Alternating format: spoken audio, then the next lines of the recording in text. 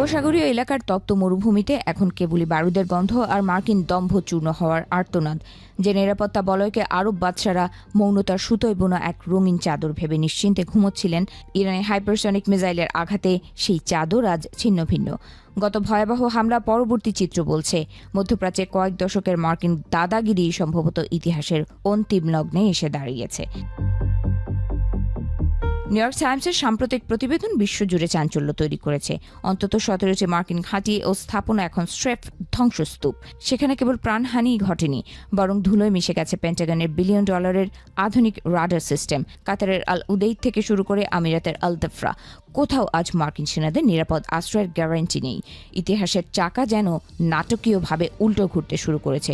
1924 সালে যে হাশিমি বংশকে হটিয়ে ব্রিটিশদের আশীর্বাদে Abdul Aziz bin Saud kingdom of Saudi Arabia প্রতিষ্ঠা করেছিলেন, সেই রাজবংশ আজ অস্তিত্বের সংকটে।